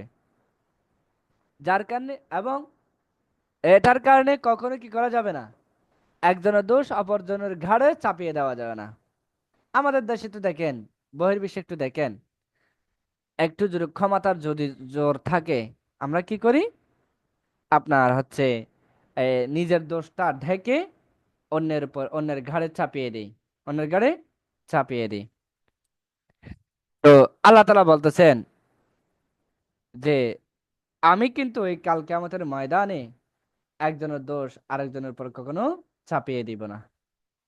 বরঞ্চ যে ব্যক্তি যে কাজ করবে, খারাপ কাজ করবে, তাকে সেই তার শাস্তি তাকে দিব, অন্য কাউকে সে শাস্তি দিবে না। অর্থাৎ কেউ কারো পাপের বোঝা বহন করবে না। আল্লাহ রাব্বুল আলামিন বলতেছেন, من اهتدى فإنما يهتدي لنفسه ومن ضل فإنما يضل عليها ولا تزر وازرة وزر أخرى وما كنا معذبين حتى نبعث رسولا। আল্লাহ সুবহানাহু ওয়া তাআলা কোরআনের মধ্যে বলতেছেন, মানে হিতাদা, যে ব্যক্তি সৎ পথ অবলম্বন করে, ফাইন্নামা ইয়াহতাদি লিনাফসিহি, সে ব্যক্তি তার নিজের কল্যাণের জন্য, নিজের মঙ্গলের জন্য সৎ পথে চলে। ওয়ামা দাল্লা, আর যে ব্যক্তি পথভ্রষ্ট হয়, ফাইন্নামা ইয়াদিল্লু আলাইহা। হ্যাঁ, আর তার পথভ্রষ্টতার ধ্বংসটা তার নিজের উপরেই বর্তাবে, অন্য কেউ এটার বোঝাটা বহন করবে না। ওয়ালা তাজিরু ওয়াজিরা, এবং কেউ অপরের বোঝা বহন করবে না। ওয়ালা তাজিরু ওয়াজিরাতুম ভিজরা উখরা, এবং কেউ অপরের বোঝা এটা কি করবে না, বহন করবে না। অর্থাৎ কোনো গুনাহগার কোনো গুনাহের বোঝা বহনকারী অন্যের গুনাহের উপর বোঝা বহন করবে না। সে ভালো কাজ করলে সে নিজের জন্য করবে, খারাপ কাজ করলে সে নিজের জন্য করবে। এটার জন্য অন্য কার উপর সেটা কি করা যেন বোঝাটা বহন করবে না। ওয়ামা কুন্না মুআযযিবিনা হাত্তা নাবআসা রাসূলা, এবং আল্লাহ রাসূল এবং আল্লাহ তাআলা এটাও বলতেছেন, আমি কোন রসুল না পাঠানো পর্যন্ত আমি কাউকে শাস্তি দান করি না। অর্থাৎ এটা যেটা বলা হচ্ছে যে যে আল্লাহ তাআলা বলতেছেন যে জায়গার মধ্যে আমি রসুল পাঠাই নাই, সুতরাং আমার দিনের দাওয়াত পৌঁছানোর কাউকে পাঠায় নাই, দাওয়াত পৌঁছা নেই, সুতরাং এইসব মানুষদের জন্য আমি শাস্তি প্রদান করি না। দেখেন আল্লাহ রাব্বুল আলামিন কত সুবহানাল্লাহ, কত কত ইনসাফপূর্ণ কথা বলেছেন আল্লাহ রাব্বুল আলামিন। এখন আজকে আমরা এই আয়াত থেকে আমরা কি কি শিক্ষা অর্জন করতে পারি, সেটা হচ্ছে আল্লাহ রাব্বুল আলামিন মানুষকে তার ইচ্ছা শক্তি সবকিছু দিয়ে দিয়েছেন। এই আয়াতের মধ্যে আমরা যেটা পাই, কারণ আল্লাহ তাআলা বলতেছেন যে ব্যক্তি সৎ পথে চলে সে অবশ্যই নিজের মঙ্গলের জন্য করে, নিজের জন্য করে। আর যে ব্যক্তি পথভ্রষ্ট হয় সেটা তার নিজের অমঙ্গলের জন্য পথভ্রষ্ট হয়। তার মানে এটা দলিল হচ্ছে কি, আল্লাহ তাআলা মানুষকে তার ইচ্ছা শক্তির অধিকারী বানিয়ে দিয়েছেন। ইচ্ছা, যে স্বাধীনতা যেটা আছে সেই স্বাধীনতা দিয়েছেন। তারপর হচ্ছে মানুষ তার নিজের স্বাধীনতার কাছ থেকে ভালো পথে চলবে না খারাপ পথে চলবে সেটা নিজেই বেছে নেবে। এটা একটা শিক্ষণীয় বিষয়। 2 নম্বর যে শিক্ষণীয় বিষয়টা হচ্ছে আল্লাহ তাআলা তার কোনো বান্দাকে, তার কোনো উম্মতকে আপনার হচ্ছে সঠিক পদের সন্ধান না দিয়ে, তার দিনের দাওয়াতের কথা না বলে আপনার, কিংবা আল্লাহ রাব্বুল আলামিনের যে হুজ্জাত তথা দলিল পূর্ণ না করে কখনোই কিন্তু শাস্তি দিবেন না। আল্লাহ রাব্বুল আলামিন তাদেরকে শাস্তি দিবেন যাদের কাছে আল্লাহ দ্বীনের দাওয়াত পৌঁছে গেছে, যাদের কাছে আল্লাহ রাব্বুল আলামিনের কি যে আহ, দ্বীনের দাওয়াত পৌঁছানোর জন্য নবী রাসূল পাঠিয়েছেন, তাদেরকেই আল্লাহ তাআলা শাস্তি দিবেন। 3 নম্বর যেটা রয়েছে সেটা হচ্ছে আপনার বুদ্ধি, জ্ঞান ও বুদ্ধি এগুলো কিন্তু আপনার মানুষের সৌভাগ্যের জন্য যথেষ্ট নয়, বরং নবীদের হেদায়েতেরও কি রয়েছেন, প্রয়োজন রয়েছে। শুধু নিজের জ্ঞান বুদ্ধি দিয়ে চললে হবে না। নবীরা কি কোন হেদায়েতটা দেখিয়েছেন সেটাও কিন্তু আমাদের জানা লাগবে, মানা লাগবে। এরপর আসি আপনার দারিদ্রতার ভয়ে সন্তান হত্যা করা যাবে না। দারিদ্রতার ভয়ে সন্তান হত্যা করা যাবে না। প্রত্যক্ষ হোক পরোক্ষ ভাবে হোক, যেভাবেই হোক না কেন নিজের সন্তানকে হত্যা করা নিষিদ্ধ। আল কোরআনুল কারীমের মধ্যে সন্তান হত্যা করা নিষিদ্ধ করে দিয়েছেন। বিশেষ করে খাদ্যের মধ্যে ভাগ বসাবে এই ভয়ে সন্তান হত্যা করা যাবে না। কিরকম, যদি 2টা সন্তান হয়, 3টা সন্তান হয়, হ্যাঁ, তাহলে মনে হয় আমার রিজিক আসবে না। আমার যে এখন 10 টাকা ইনকাম হয় সেখান থেকে ভাগ বসাবো, আমি কিভাবে খাওয়াবো, সুতরাং তাকে হত্যা করে ফেলি। এটা করা যাবে না। আমাদের সমাজের মধ্যে একটা কনসেপ্ট রয়েছে যে সেটা হচ্ছে কি, যে 2 টাকা কামাও 10টা বাচ্চা কিনে নিছে, 3টা বাচ্চা নিছে কেন, কামাও তো 2 টাকা। এটা কিন্তু বলা যাবে না, এরকম এরকম কথা বলা যাবে না। আবার এটাও বলা যাবে না 1টা 2টা সন্তানই যথেষ্ট, এটাও বলা যাবে না। কারণ সন্তান দেওয়ার মালিক আল্লাহ। যে যে আল্লাহ সন্তান দিতে পারে সে আল্লাহ রিজিকও দিতে পারেন। এবং আল্লাহ তাআলা কোরআনের মধ্যে তো বলেছেন যে তার বান্দা দুনিয়া পাঠানোর 50,000 বছর পূর্বে তার রিজিক বন্টন করে দেন। সুতরাং যে দুনিয়াতে আসবে তাই সে অবশ্যই অবশ্যই রিজিক নিয়ে আসবে। রিজিকের দায়িত্ব একমাত্র আল্লাহ তাআলার। সুতরাং এক্ষেত্রে একটা দুইটা সন্তান যথেষ্টই। এটা যে কিসের ভয়ে, খাওয়া দাওয়ার বিষয়ে, তার লালন পালনের বিষয়ে ভয়ে একথা বলা যাবে না। এবং একথাও বলা যাবে না যে তোমার তো 2 টাকা কামাও, 10টা বাচ্চা নিচ্ছে কেন, 3টা বাচ্চা কিনেছে কেন, এটাও কিন্তু বলা যাবে না। কারণ রিজিকের ফয়সালা আল্লাহর হাতে। রিজিকের ভান্ডার কে? রিজিকের ভান্ডারের মালিক কে? আল্লাহ তাআলা। সুতরাং এই কথা কখনো বলা যাবে না। তারপর দেখা যায় যে আমরা আর যে বিষয়টা হচ্ছে কি জন্ম নিয়ন্ত্রণ ব্যাপারে, এটা একটা ফতোয়া বোর্ডের বিষয়। এটা জন্ম নিয়ন্ত্রণ অবশ্যই ইসলামের মধ্যে জায়েজ দিয়েছেন, তবে সেটা হচ্ছে সুনির্দিষ্ট নিয়মে, সুনির্দিষ্ট পদ্ধতিতে। আল্লাহ রাব্বুল আলামিন এটা কি দিয়েছেন? জায়েজ দিয়েছেন। সেটাও কিন্তু একটা নির্দিষ্ট সীমা রাখা আছে। সীমার বাইরে কিন্তু যাওয়া যাবে না। দেখেন, আপনার হচ্ছে আল্লাহ সুবহানাহু ওয়া তাআলা বলতেছেন, কোরআনের মধ্যে বলতেছেন, ওয়ালা তাকতুলু আওলাদাকুম খাশিয়াতা ইমলাক নাহনু নারযুকুহুম ওয়া ইয়্যাকুম ইন্না কাতলাহুম কানা খিতান কাবীরা। ওয়ালা তাকতুলু আওলাদাকুম খাশিয়াতা ইমলাক, তোমরা দারিদ্রতার ভয়ে, খাওয়া দাওয়ার ভয়ে, লালন পালনের ভয়ে তোমরা তোমাদের সন্তানকে হত্যা করো না। নাহনু নারযুকুকুম ওয়া ইয়্যাকুম, আমি তাদেরকে এবং তোমাদেরকে আমি নিজেই কি দিব? রিজিক, রিজিক দিয়ে থাকি। আল্লাহ তাআলা বলতেছেন যে যে সন্তান তোমার মাধ্যমে আসবে, সেই সন্তানের রিজিক আমি দিয়ে থাকি এবং তোমাদেরকেও রিজিক আমি দিয়ে থাকি। ইন্না কতলাহুম কানা খিতআন কাবীরা, আর তাদেরকে হত্যা করা, তার সন্তানদেরকে হত্যা করা কতই না একটা মারাত্মক একটি অপরাধ, মারাত্মক অপরাধ। আল্লাহ রাব্বুল আলামিন বলতেছেন। দেখুন, আমাদের এই যে অনেক সময় দেখা যায় সমাজের ভয়ে বা বিভিন্ন যে করতে গিয়ে আমাদের বিভিন্ন সময় দেখা যায় ডাস্টবিনের মধ্যে ছোট ছোট বাচ্চা দেখা যায়, অহরহ দেখা যায় ছোট ছোট বাচ্চা ফেলে দেয়। কেউ আবার অর্থের অভাবে, কেউ আবার খারাপ কাজ করার কারণে, কেউ আবার যে আপনার বিভিন্ন থেকে আপনার সন্তানগুলো জন্ম দেয় ঠিকই, কিন্তু সেটা আবার ডাস্টবিনের মধ্যে, আবার খালে বিলে মেরে ফেলে, বিভিন্ন রকমের বিভিন্ন আমরা দেখতে পাই। এগুলোর জন্য কাল কিয়ামতের ময়দানে কিন্তু আল্লাহর কাছে জবাবদিহিতা করতে হবে। আল্লাহ নিজে দায়িত্ব নিয়েছেন, যেখানে রিজিকের দায়িত্ব আল্লাহ নিজে নিয়ে নিয়েছেন, আল্লাহ তো যথেষ্ট। যে আল্লাহ রিজিকের দায়িত্ব নিয়েছেন সেই সন্তানকে, সন্তান রিজিকের জন্য, তো সেখানে তো আমার কোনো চিন্তা ভাবনার কোনো প্রয়োজনীয়তা নেই। আল্লাহ দিবেন সবকিছুই। সুতরাং এই দারিদ্রতার ভয়ে এই সন্তান হত্যা টোটালি করা যাবে না। তারপর হচ্ছে কারো পিছনে লাগা, কারো পিছনে কিন্তু লাগানো যাবে না, পিছনে লাগানো যাবে না। আমাদের সমাজের মধ্যে দেখা যায় যে আপনার একে অপরের পিছনে আমরা লেগে থাকি, বদনামি করে থাকি, গীবত করে থাকি। হ্যাঁ, এবং দেখা যায় যদি জীবনভর যদি আপনার পিছনে কোনো একটা মানুষ যদি পিছনে জীবনভর যদি লেগে থাকে, সে মানুষ কখনোই আপনার কি, আপনার সামনে এগিয়ে যাওয়া আসলে সম্ভব হয় না, সম্ভব হবে না। এজন্য আল্লাহ রাব্বুল আলামিন বলতেছেন যে আপনার কেউ কারো পিছনে যেন না লাগে।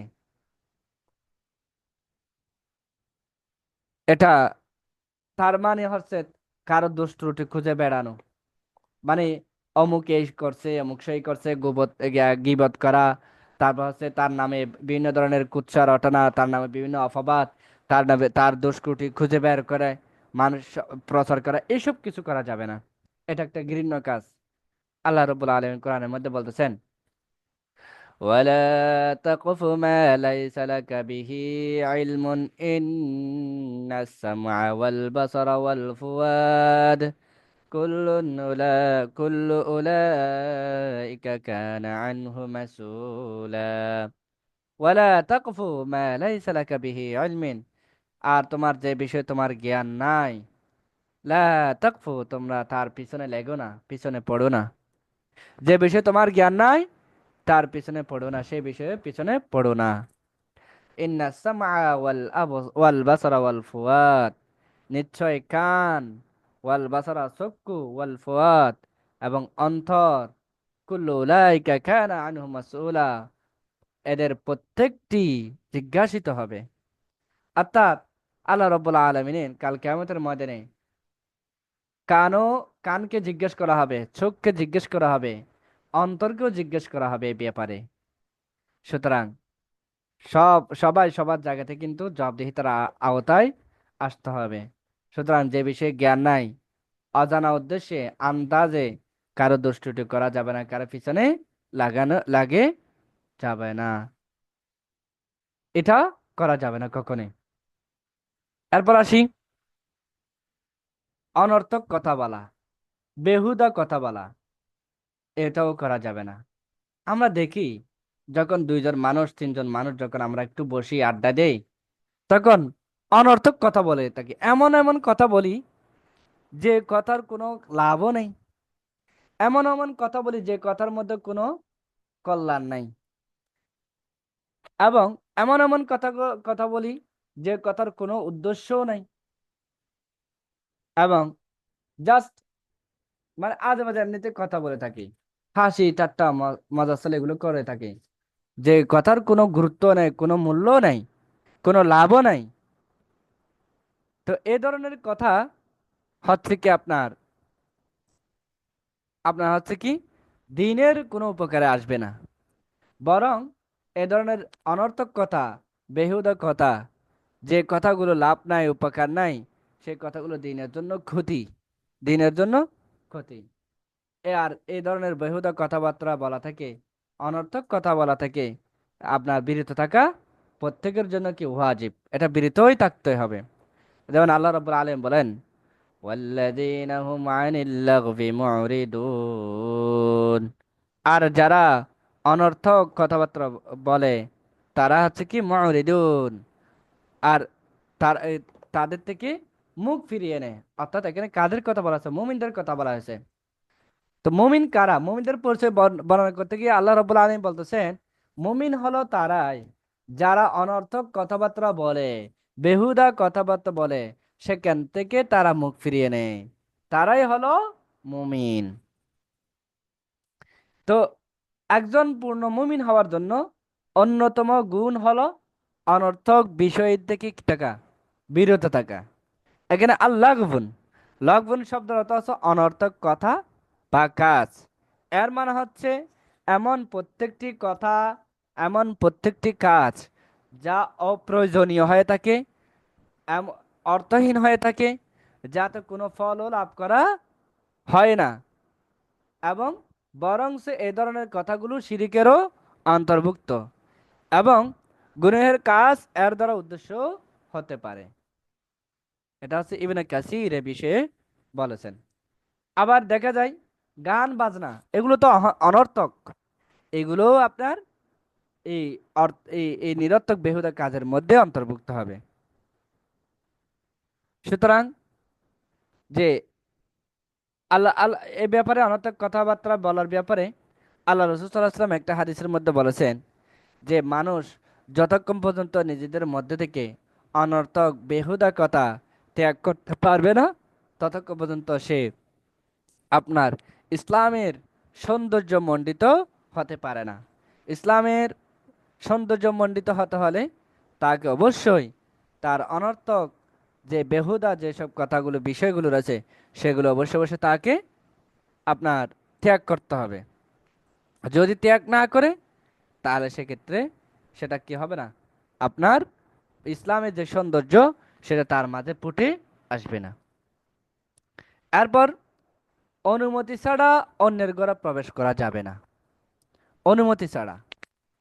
এখন আমরা দেখা যায় ছেলে মায়ের রুমে চলে যায়, বাবা মেয়ের রুমে চলে যায়, বোন ভাইয়ের রুমে চলে যায়, দরজা খোলা থাকুক না থাকুক হুট করে চলে যায়। আর ইসলাম বলতেছেন এটা করা যাবে না। সন্তান মা বাবার রুমে যেতে গেলেও অনুমতি নিয়ে যেতে হবে, ভাই বোনের রুমে গেলেও অনুমতি নিয়ে যেতে হবে, আগে থেকে পারমিশন নিয়ে যেতে হবে। ভাই হয়েছে কি হয়েছে, মা হয়েছে কি হয়েছে, অনুমতি ছাড়া যাওয়া যাবে না, এমন অনুমতি ছাড়া যাওয়া যাবে এমনটা কিন্তু ইসলাম অনুমতি দেয় নাই। আল্লাহ রাব্বুল আলামিন এমনটা অনুমতি দেয় নাই। অবশ্যই যে কোনো কারো বাড়িতে গেলে, এমনকি মা বাবার ভিতরে, সন্তানের ভিতরে, ভাই বোনের ভিতরে, আত্মীয় স্বজনের ভিতরে, বাইরে হোক, বাইরের আত্মীয় স্বজন হোক, ঘরের আত্মীয় স্বজন হোক, যে কারো ঘরে অনুমতির জন্য অবশ্যই অবশ্যই কি করতে হবে? অনুমতি নিতে হবে। যদি অনুমতি না পায়, তাহলে অবশ্যই সেক্ষেত্রে সেখান থেকে ফিরে আসতে হবে। হুট করে কারো অনুমতি ছাড়া কারো বাড়িতে ঢোকা যাবে না। কারণ আল্লাহ রব্বুল আলামিন বিনা অনুমতি ছাড়া এটা নিষেধ করে দিয়েছেন যে কারো বাড়িতে ঢোকা যাবে না।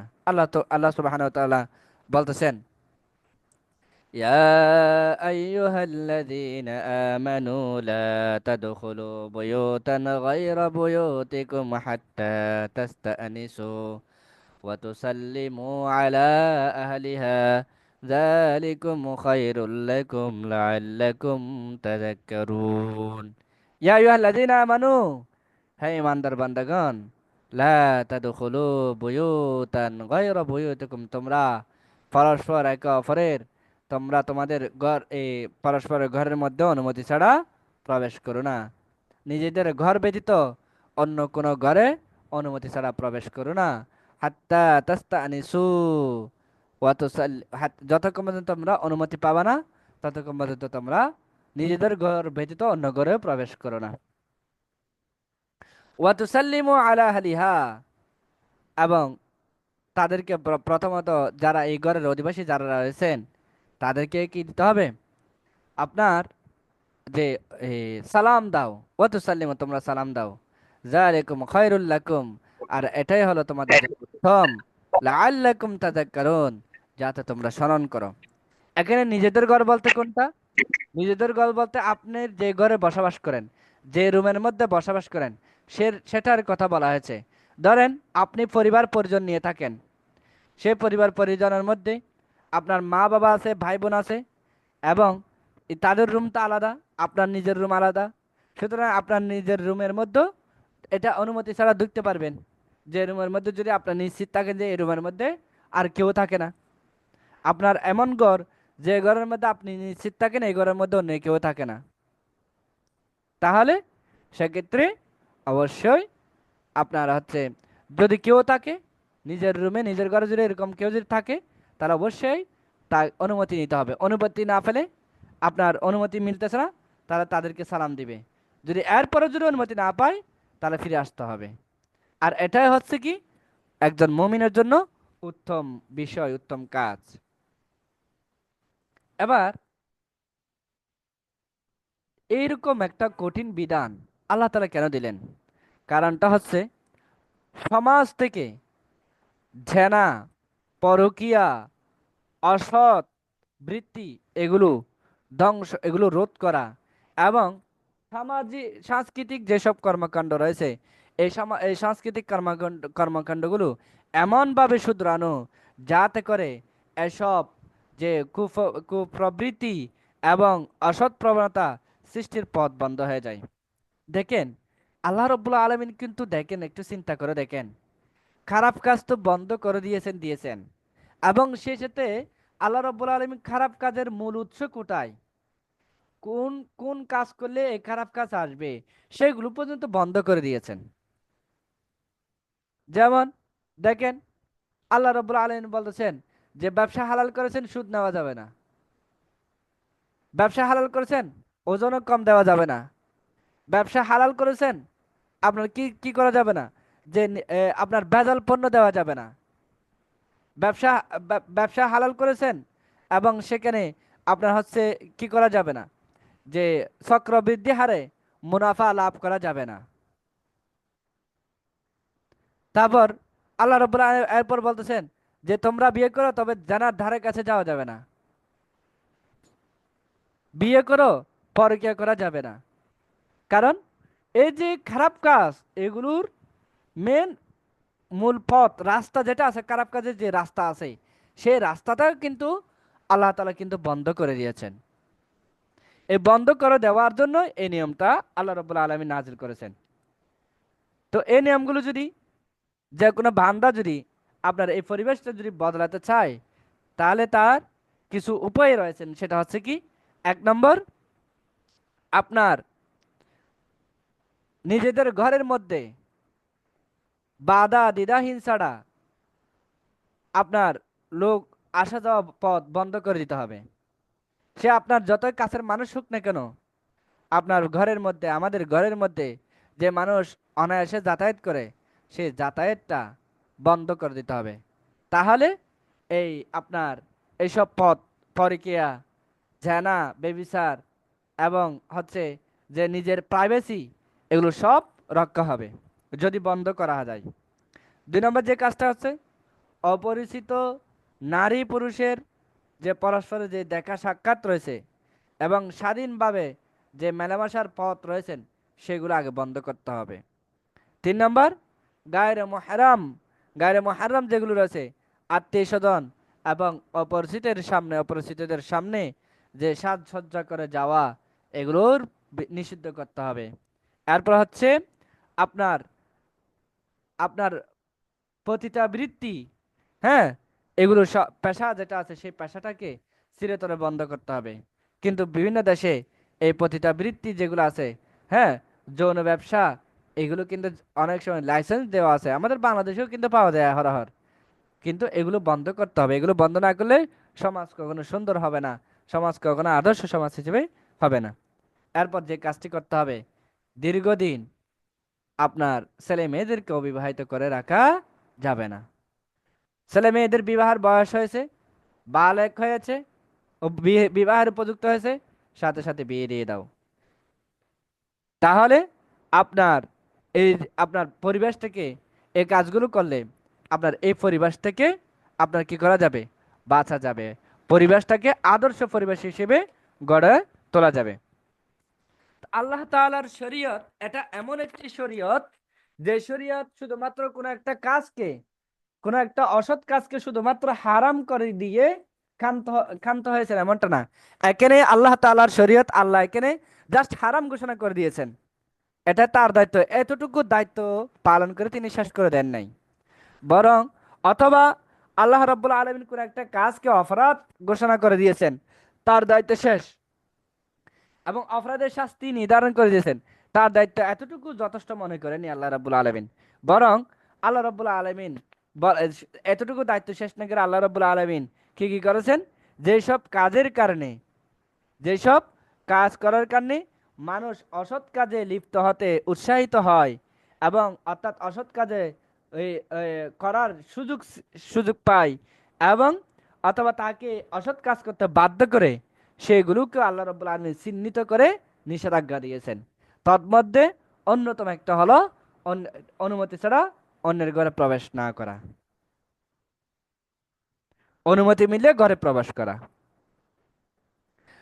তো জাহালি যুগের মধ্যে আরববাসীদের একটা নিয়ম ছিল, সেটা হচ্ছে কি, তারা তারা good morning, good night, good evening বলতে বলতে নিঃসংকোচে একজন অপরজনের বাসায় সরাসরি একজন অপরজনের ঘরে প্রবেশ করত।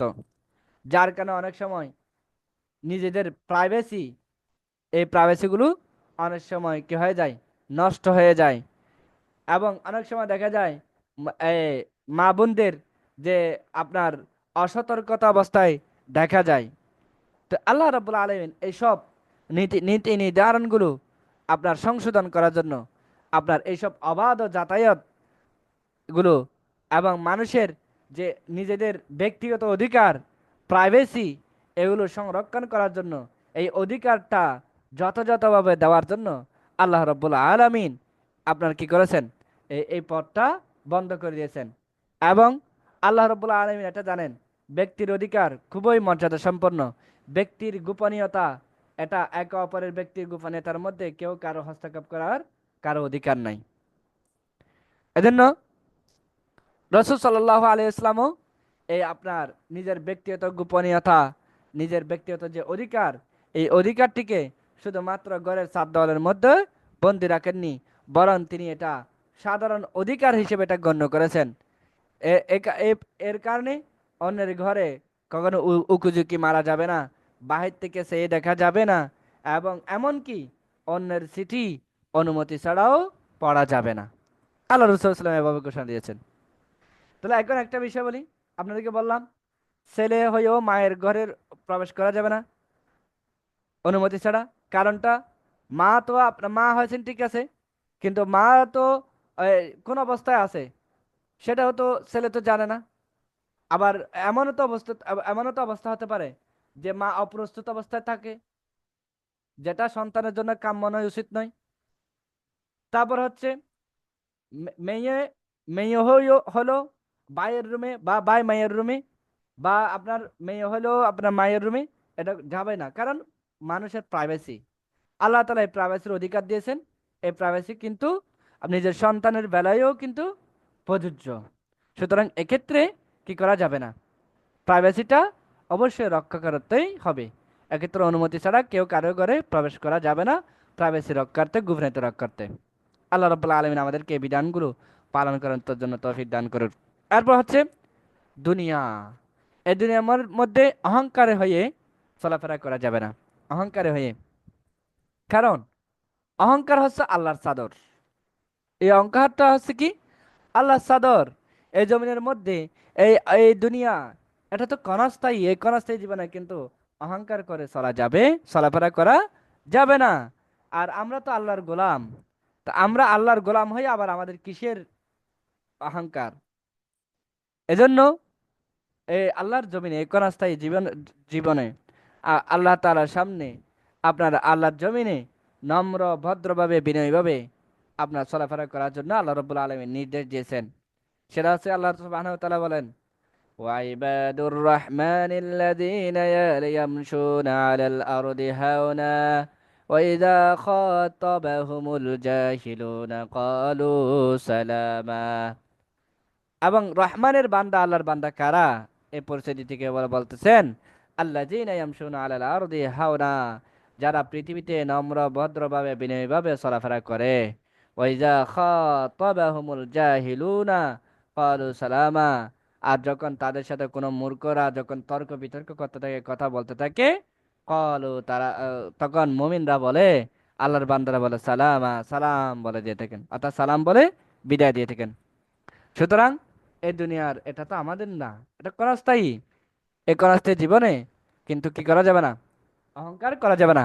আমরা একটু খেয়াল করি, আল্লাহ রাব্বুল আলামিন পূর্বের আয়াতে বলছিলাম না, আল্লাহ রাব্বুল আলামিন বলতেছেন তোমরা নিজেদের উপর জুলুম করেছো, তারপরেও কিন্তু তোমরা কি হয় না, লা তাকনাতু মির রাহমাতিল্লাহ, হতাশ হয় না, আমি কিন্তু ক্ষমা করে দিব তোমাদেরকে। আল্লাহ রাব্বুল আলামিন বলতেছেন না? কিন্তু এত নিজেদের উপর জুলুম করার কারণেও কিন্তু আল্লাহ বান্দার প্রতি রাগ হয় নাই, বরং আল্লাহ তাআলা রাগ না হয়ে তাদেরকে ক্ষমার ঘোষণা দিচ্ছেন। কিন্তু যখনই কোনো বান্দা, কোনো মানুষ যখন অহংকার করে, তখন আল্লাহ কিন্তু সহ্য করে না। যেমনটা আমরা দেখতে পাই, কাদের কথা, ইবলিশের কথা আমরা স্মরণ করি। এই ইবলিশ একটা অনেক বড় জ্ঞানী ব্যক্তি ছিলেন, ফেরেশতাদের নেতা ছিলেন, সর্দার ছিলেন। ইবলিশ একটা অনেক বড় উচ্চ পর্যায়ের একজন ফেরেশতা ছিলেন, আল্লাহ রাব্বুল আলামিনের অনুগত ছিলেন। কিন্তু যখনই অহংকার করলো, আল্লাহ রাব্বুল আলামিন এক সেকেন্ডে, এক মুহূর্তের জন্য সহ্য হয় নাই, আল্লাহ তাআলা সাথে সাথে তাকে ধ্বংস করে দিয়েছেন, সাথে সাথে। কারণ কারণ এই দুনিয়াটা তো আল্লাহর, সৃষ্টি তো আল্লাহর, অহংকার করবে মাত্র আল্লাহ, এটাই আল্লাহর হক। কিন্তু আল্লাহর হক নিয়ে যখন টানাটানি হবে, তখন কিন্তু আল্লাহ এটা সহ্য করবে না। আল্লাহ তাআলা আমাদেরকে অহংকার করার থেকে হেফাজত করুক, এবং নিজেদের জীবনটাকে আরো সুন্দর করার তৌফিক দান করুক। এরপর হচ্ছে দুনিয়া এবং আখিরাতের মধ্যকার ভারসাম্যহীনতা করা যাবে না। দুনিয়াকে বেশি প্রাধান্যতা দিব, আখিরাতকে কম প্রাধান্য দিব, অথবা আখিরাতকে বেশি প্রাধান্য দিব, দুনিয়াকে কম প্রাধান্য দিব। এই ভারসাম্যহীনতা করা যাবে না। কারণ একটা, এই দুনিয়াটা হচ্ছে আখিরাতের শস্য ক্ষেত্র। হাদিসের মধ্যে আসছে না, দুনিয়া মাজরাআতুল আখিরাহ, দুনিয়া হচ্ছে আখিরাতের শস্য ক্ষেত্র।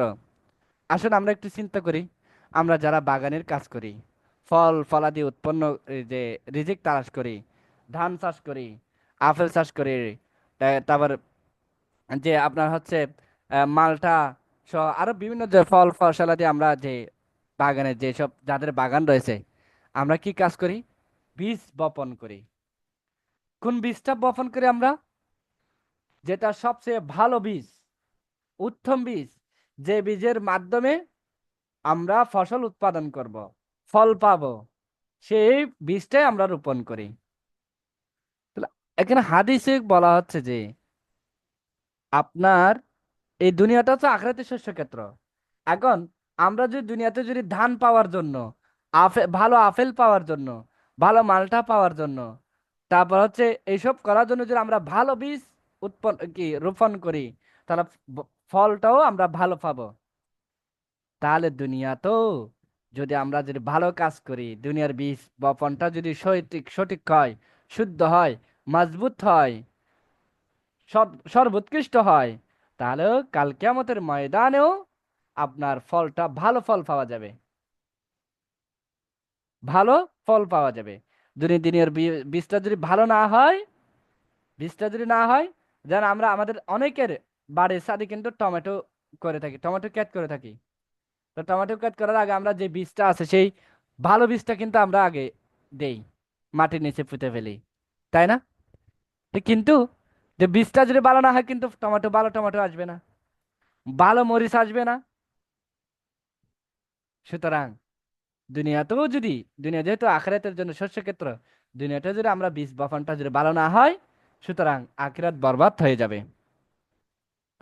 তো এজন্য এই দুনিয়ার সম্পদটাকে যদি আমরা নিজেদের গোলার মধ্যে জমা করে রাখি, তাহলে সেক্ষেত্রে আপনার শস্য দানা বের হবে না। অর্থাৎ দুনিয়ার যে সম্পদ রয়েছে, যে দুনিয়ার যে যে বীজ রয়েছেন, সেই বীজগুলো বপন করতে হবে। বপন করলে সেখান থেকে আপনার আউটপুট আসবে, ইনপুট দিলে আউটপুট আসবে। আল্লাহ সুবহানাহু ওয়া তাআলা এ ব্যাপারে বলতেছেন, وابتغ فيما آتاك الله الدار الآخرة ولا تنس نصيبك من الدنيا وأحسن كما أحسن الله إليك ولا تبغ الفساد في الأرض إن الله لا يحب المفسدين। ওয়াবতাগি, আর তোমরা খুঁজো, তালাশ করো, অনুসন্ধান করো, ফিমা আতাকাল্লাহ, আল্লাহ তাআলা তোমাকে যা কিছু দান করেছেন, সেগুলো তোমরা কি করো? অনুসন্ধান করো। আদ-দারুল আখিরা, আখিরাতের ঘর। তা দ্বারা আল্লাহ তাআলা তোমাকে যা কিছু দান করেছেন, সেগুলো দিয়ে তোমরা কি করো? আদ-দারুল আখিরা, দুনিয়ার ঘরকে তালাশ করো। না, আখিরাতের ঘরকে তালাশ করো, দুনিয়ার ঘর না, আখিরাতের ঘরকে তালাশ করো। তারপর বলতেছেন, প্রথমত আল্লাহ তাআলা আখিরাতকে গোছানোর কথা বলেছেন, আখিরাতকে গোছানোর জন্য বলেছেন। তারপর বলতেছেন, ওয়ালা তানসা নসিবাকা মিনাদ দুনিয়া, আর ইহকাল থেকে তোমার যে একটা অংশ রয়েছে, সেই অংশটা লা তানসা, তোমরা ভুলে যেও না। অর্থাৎ আমি তোমাদেরকে বলেছি তোমরা আখিরাতকে গোছাও, আখিরাত তালাশ করো। তার মানে এই না যে তোমরা দুনিয়াকে ভুলে যাবে, এমনটা না। ওয়াহসিন, আর তুমি দয়া করো, অনুগ্রহ করো, কামা আহসান আল্লাহু ইলাইকা, যেভাবে আল্লাহ রাব্বুল আলামিন তোমার প্রতি অনুগ্রহ করেছেন। ওয়ালা তাবগিল ফাসাদা ফিল আরদ, আর দুনিয়ার মধ্যে আল্লাহ তাআলা তোমাকে পাঠিয়েছেন ঠিকই, কিন্তু তুমি ফাসাদা ফিল আরদি, এবং জমিনের মধ্যে বিশৃঙ্খলা সৃষ্টি অনুসন্ধান করো না, খুঁজিও না, বিশৃঙ্খলা করার প্রচেষ্টা প্রয়াস হইও না। কারণ ইন্নাল্লাহ লা ইউহিব্বুল মুফসিদিন, নিশ্চয় আল্লাহ রাব্বুল আলামিন যারা ফাসাদ সৃষ্টি করে, যারা হচ্ছে আপনার বিশৃঙ্খলা সৃষ্টি করে, তাদেরকে আল্লাহ রাব্বুল আলামিন কি করে না? ভালোবাসে না। এখন আসি, সেটা হচ্ছে মূসা আলাইহিস ইসলামের বেশ কিছু অনুসারী, যারা হচ্ছে জ্ঞানীবান ব্যক্তি, তো তারা কি করলেন? মূসা আলাইহিস ইসলামের জামানায় একজন কারুন নামক একজন সম্পদশালী ব্যক্তি ছিলেন। তো ওই মূসা আলাইহিস ইসলামের অনুসারীগুলো ওই সম্পদশালী কারুনের সামনে গিয়ে কোনো ধরনের হেজিটেশনে না ভুগে, অত্যন্ত সাহসিকতার সঙ্গে ওই কারুনকে উপদেশ দিয়ে বলেছিল, কারুনকে বলতেছিল, তোমার যে সম্পদ আছে, সেই সম্পদের প্রতি তুমি এত বেশি অহংকারী হইও না। কারণ তুমি যদি বেশি অহংকারী হও, তাহলে আল্লাহ তাআলা তোমার উপর কিন্তু রাগ করবে। ক্রোধের শিকার হলে কিন্তু তোমার ধ্বংস অনিবার্য, তোমার ধ্বংস অনিবার্য, তখন তোমার কোনো অস্তিত্ব খুঁজে পাওয়া যাবে না। এছাড়া সাধারণ মানুষকে সাধারণ মানুষকেও অহংকারী সম্পদশালী ব্যক্তিদের কি করে না, পছন্দ করে না। এখন একটা বিষয় আছে, আখিরাতে সম্পদ সঞ্চয় করার অর্থটা কি? দুনিয়ার জীবনকে ভুলে গিয়ে সব সম্পদ আল্লাহর তাআলার পথে খরচ করতেই হবে এমনটা, বিষয়টা এমন না। বরং আখিরাতে সম্পদ সঞ্চয় করার অর্থ হলো অবশ্যই নিজের এবং পরিবারের, সমাজের, সবার সুখ শান্তির জন্য খরচ করতে হবে, সুখ স্বাচ্ছন্দ্যের জন্য খরচ করতে হবে। এবং দুনিয়া এবং আখিরাতে দুটি বিষয়কে মাথায় রাখতে হবে। প্রতিটির মর্যাদা অনুযায়ী, দুনিয়ার মর্যাদা আখিরাতের মর্যাদা অনুযায়ী ভারসাম্যপূর্ণ উপায়ে সম্পদ ব্যয় করতে হবে। এখন আল্লাহ তাআলা আপনাকে সম্পদ দিয়েছেন, এখন আপনি কি করলেন? যে দুনিয়ার জন্য মা বাবার হক নষ্ট করেছেন, স্ত্রী সন্তানের হক নষ্ট করেছেন, সবগুলো আল্লাহর রাস্তায় দান করে দিয়েছেন, হবে? আমাদের বাংলাদেশের মধ্যে অনেক ভাইরা আছেন যারা সন্তান স্ত্রী হকদের নষ্ট স্ত্রী সন্তানদের হক নষ্ট করে বিভিন্ন দেশে দাওয়াতে তাবলীগ করে থাকেন। এটা তো ইসলাম এভাবে বলে নাই। ইসলাম বলেছেন আখিরাত গোছাও, ঠিক আছে, কিন্তু দুনিয়াও তো লাগবে। আয়াতের মাধ্যমে বলতেছে দুনিয়াও তো লাগবে। আখিরাতে সম্পদ সঞ্চয় করা মানে হচ্ছে নিজের জন্য, নিজের পরিবারের জন্য, সমাজের জন্য, এবং আল্লাহ রাব্বুল আলামিন যা কিছু বলেছেন সেগুলো সব কিছু ভারসাম্য তো রক্ষা করার নামটাই হচ্ছে আপনার দুনিয়া এবং আখিরাতের মূল যে মেসেজ যেটা আছে সেটাই। তারপর হচ্ছে এরপর হচ্ছে আপনার যে যদি এই সম্পদগুলো যদি নিজেকে যদি সংশোধন না করে, তাহলে অবশ্যই এই সম্পদ নিজের জন্য এবং সমাজের জন্য ধ্বংসের কারণ হয়ে দাঁড়াবে। সম্পদটা যদি দেখেন না আপনারা, এই যে বিগত আমাদের বাংলাদেশ শাসনের আমলে দেখেন না, আপনার যারা ব্যাংক লুটপাট করেছেন, দেশটাকে তছনছ করে দিয়েছেন, তাদের অবস্থান কোথায় আজকে? কোথায় দেখেন না একটু? এই সম্পদ তাদেরকে কিন্তু মুক্তি দিতে পারে নাই, বরং তাদের ধ্বংস ছাড়া আর কোনো কিছু হয় নাই। দেখেন না, আপনারা দেখেছেন না সোশ্যাল মিডিয়ায় সালমান এফ রহমান, তার কোনো টাকা পয়সার কোনো অভাব ছিল? কোনো টাকা পয়সার কোনো অভাব নাই। সালমান এফ রহমান বাংলাদেশের মধ্যে সর্বশ্রেষ্ঠ ধনীদের মধ্যে, 10 জন ধনীর মধ্যে 1 নম্বর ধনী হচ্ছে সালমান এফ রহমান। এই সালমান এফ রহমান এত সম্পদ থাকা সত্ত্বেও যখন দেশ থেকে যখন পালিয়ে গিয়েছিল, তখন তার লম্বা লম্বা সাদা সাদা দাড়ি যেগুলো ছিল সেই দাড়িগুলো কেটে ফেলে দিয়ে নারায়ণ দাসের মতো হয়ে গেল। এবং সর্বশেষ পালানোর জন্য আপনার হচ্ছে আপনার নৌকা দিয়ে পালাতে গিয়েও কিন্তু ধরা পড়লো। তাহলে দেখেন এই সমাজ থেকে মেসেজটা কি? আপনার একটু দেখেন না এখন ইদানিং যে বড় বড় যেসব লিডাররা ছিল, সেই লিডারদের যখন আদালতে আনা হয়, গত 2 দিন আগে দেখলাম কামাল মজুমদার, সে তার দাপট অনেক বড় বড় দাপট ছিল, তার অনেক দাপট ছিল। এই কামাল মজুমদার, সে কামাল মজুমদার বলতেছে আমি জীবনও আর রাজনীতি করব না, আর জীবনে এরকম কাজ করব না, আমি ভালো হয়ে যাব, আমার বয়স হয়েছে, আমি এখন নাতি ছেলেদের সাথে উঠা বসা করার সময়। এই ঘটনাগুলো থেকে আমাদের শিক্ষা নেওয়া দরকার। বিচারপতি শামসুদ্দিন চৌধুরী মানিক 5ই আগস্টের আগে অনেক ক্ষমতা ছিল, আপনার তার অবস্থা তো আমরা দেখেছি, কলাপাতার বিছানার মধ্যে শুয়ে শুয়ে শুয়ে শুয়ে ছিল, কলাপাতার মধ্যে, পাহাড়ের মধ্যে, দেখেছি না? তো এই সম্পদ যদি, তাহলে যে সম্পদ আমাকে মুক্তি দিতে পারে না, সেই সম্পদের পিছনে আমি দৌড়াবো কেন? তারপর দেখেন এই সম্পদের কারণে বাংলাদেশের শিল্পপতির মধ্যে অন্যতম একটা শিল্পপতি ছিল এসালাম, এসালাম গ্রুপ। সেই এসালাম বাংলাদেশ থেকে পালিয়ে যেতে বাধ্য হয়েছে, তার কোনো টাকা পয়সার কোনো অভাব ছিল না। তার শেষ জীবনে তার মা সম্প্রতি মারা গিয়েছে, মায়ের জানাজা পর্যন্ত পড়ার জন্য তার সুযোগ হয় নাই, আসতে পারে নাই দেশের মধ্যে। তো এগুলো কি? দুনিয়াকে প্রাধান্যতা দিয়েছেন। এজন্য দুনিয়াকে প্রাধান্যতা দেওয়ার কারণে এই দুনিয়ায় ধ্বংস করে দিয়েছে, ধ্বংস নিবার্য করে দিয়েছেন। সুতরাং এই দুনিয়ার মধ্যে দুনিয়া আল্লাহ তাআলা সম্পদ দিয়েছেন। এই সম্পদ দুনিয়ার জন্য যতটুকু দরকার ততটুকু দুনিয়ার জন্য ব্যয় করতে হবে, আর বাকিটা আখিরাতের জন্য করতে হবে। যদি আখিরাতের জন্য করা না হয়, সব সময় দুনিয়ার জন্য করা হয়, তাহলে এই সম্পদ নিজের জন্য এবং আপনার সমাজের জন্য ধ্বংসের কারণ হবে। সমাজের কল্যাণে যদি সম্পদগুলো যদি ব্যবহার করা না হয়, তাহলে অবশ্যই সমাজের ধ্বংসের কাজে এই সম্পদগুলো অবশ্যই অবশ্যই কি হবে? ব্যবহার হবে। যার ফলে মানুষের মনে আপনার যে তার সম্পর্কে ঘৃণা, বিদ্বেষ তৈরি হবে। আমি সম্পদ, কোটি কোটি টাকা সম্পদ অর্জন করলাম, কিন্তু আমি সেগুলো সমাজের কল্যাণের জন্য কি করলাম না, ব্যয় করলাম না। বরং এই সম্পদটা একদিন একদিন সমাজের ধ্বংসের কারণ হবে। তখন সমাজ কি করবে? ঘৃণা করবে। সমাজ ঘৃণা ঘৃণা ছাড়া আর কিছু করবে না, হিংসা বিদ্বেষ ছাড়া আর কিছু করবে না তখন। তারপর আমাদের বর্তমান পুঁজিবাদী অর্থব্যবস্থা একটু খেয়াল করে দেখলে অবশ্য বোঝা যায় কি ভয়াবহ পরিস্থিতি এক্ষেত্রে।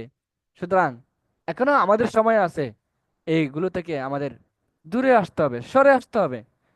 যদি এগুলো থেকে সরে না আসি, কিন্তু মুক্তি নাই। দুনিয়াতেও লাঞ্ছিত হবে, আখিরাতের মধ্যেও লাঞ্ছিত হবে। এবং দুনিয়াকেও লাগবে, আখিরাতকেও লাগবে। আখিরাতকে পেতে গিয়ে দুনিয়া ত্যাগ করা নাই, আবার দুনিয়াকে পেতে গিয়ে আখিরাতকে ত্যাগ করা নাই। দুইয়ের মাঝে অবশ্যই ভারসাম্যতা রক্ষা করতে হবে। আল্লাহ রাব্বুল আলামিন আমাদেরকে সূরা কাসাসের ৭৭ নম্বর আয়াতে এই মেসেজটা জানিয়ে দিয়েছেন। এই আয়াতের শিক্ষাটা কি? এই আয়াতের শিক্ষাটা হচ্ছে, সব ধরনের অর্থনৈতিক তৎপরতার মূল লক্ষ্য হওয়া উচিত একমাত্র আল্লাহ রব্বুল আলমিনের সন্তুষ্টি অর্জন করা, পরকালে আল্লাহ রব্বুল আলমিনের সন্তুষ্টি অর্জন করা। কিন্তু দুনিয়ার জীবনে বৈধ কাজে সম্পদ খরচ করতে কিন্তু কি নাই, নিষেধ করা হয় নাই। সম্পদ অবশ্যই আল্লাহর জন্য হতে হবে, এবং দুনিয়াতে খরচ করার, ব্যয় করার, এগুলোও আল্লাহর জন্য হতে হবে। তারপর হচ্ছে পরকালীন পরিণতির কথা সব সময় মাথায় রাখতে হবে। আমাদের কাল কিয়ামতের মধ্যে আমার কি অবস্থা হবে? আমার তো এগুলো সব হিসাব দিতে হবে। সেই হিসাব কি আমি দিতে পারবো? আমার অবস্থা কি রকম হবে? এগুলো সব কিছু সবসময় মাথায় রাখতে হবে। এবং সেই সাথে আপনার পরকালীন শান্তির জন্য, কাল কিয়ামতের মানে শান্তি পাওয়ার জন্য আল্লাহ তাআলার রাস্তায় সম্পদ কি করতে হবে? ব্যয় করতে হবে। তো এই হলো আমাদের আজকের আলোচনা। আলহামদুলিল্লাহ, আমরা আজকে আল কোরআনে বর্ণিত 10টি নিষিদ্ধ বিষয় সম্পর্কে জানলাম। যতটুকু পারছি আপনাদেরকে মেসেজ দেওয়ার জন্য আমি নিজেও শিখছি, এবং আপনাদেরকেও আহ, এ, আপনাদের সাথে আলোচনা করার জন্য আল্লাহ রব্বুল আলমিন তৌফিক দান করেছেন।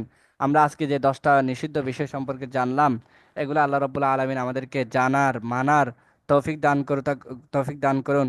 এবং এগুলোর যেন আমরা এইগুলোর উপর, আল্লাহর নিষিদ্ধ বিষয়ের উপর যে আমল করার আমল করে ইবাদত বন্দেগী করে আল্লাহ তাআলার সন্তুষ্টি অর্জন করে তৌফিক দান করুন। শুধুমাত্র এখন আল্লাহ রাব্বুল আলামিন আমাদেরকে নামাজ আদায় করতে বলেছেন, যাকাত আদায় দিতে বলেছেন, এগুলো করার মাধ্যমে শুধু আবাদত করলে হবে না। আবাদত বলতে আপনার আল্লাহ তাআলা যেগুলো নিষেধ করেছেন সেগুলো থেকে বিরত থাকার নামও আবাদত। তো আজকের ক্লাস তাহলে এখানে সমাপ্ত ঘোষণা ইনশাল্লাহ।